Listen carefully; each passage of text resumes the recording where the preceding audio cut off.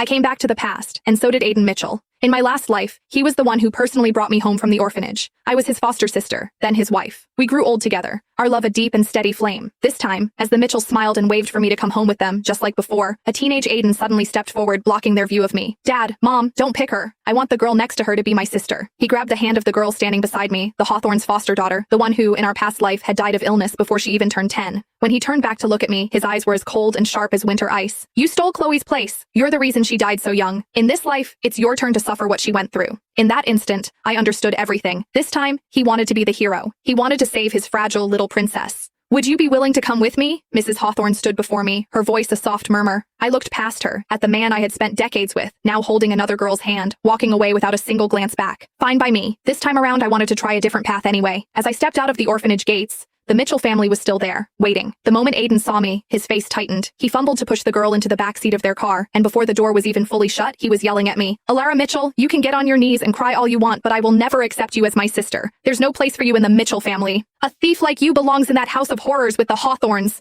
He punctuated his words with a harsh shove that sent me stumbling. The car door slammed shut with a deafening bang. I lost my footing, swaying for a moment before catching my balance. But by then, their cars had already roared off into the distance. The exhaust fumes churned up a cloud of grit and dust that swirled into my face, stinging my eyes until I couldn't keep them open. Just then, a sleek, jet-black Maybach glided to a silent stop in front of me. The tinted window lowered, revealing Mrs. Hawthorne's face, a mask of sculpted ice. You want to go to the Mitchells? I shook my head, my voice barely a whisper. The Hawthornes are just fine. She paused, her gaze flicking over me. What's your name? Alara, I said softly. Not anymore, she stated, her words clipped and final. You are Alara Hawthorne. She didn't need to say more. I understood. I quickly opened the car door, slid inside, and said with perfect composure, Yes, mother. A flicker of something, surprise perhaps, crossed Mrs. Hawthorne's brow, but she said nothing, simply leaning back against the leather seat and closing her eyes. I took the cue and remained silent. The car purred through a lavish, gated community before stopping at the Hawthorne estate. I followed her inside, watching as she set down her purse. She glanced up the grand staircase, speaking as if to the air, or perhaps introducing someone I couldn't see. Charlotte, this is your new sister, Alara Hawthorne. I froze, my gaze instinctively shooting upward. Leaning against the railing of the second-floor gallery was a boy. He was even more handsome than Aiden, his features so clean and defined they seemed almost unreal, yet imbued with a chilling remoteness. I had no idea how long he'd been standing there, watching in complete silence. My stomach dropped. So this was Charlotte Hawthorne? He was nothing like I remembered. In my past life, he'd been sent abroad shortly after I was taken in by the Mitchells. I didn't see him again for many years. By then, he was the head of the Hawthorne Empire, his face a roadmap of scars, his presence terrifying. He was ruthless in business and frightening in appearance. Behind his back, the elite circles called him the Hawthorne Reaper.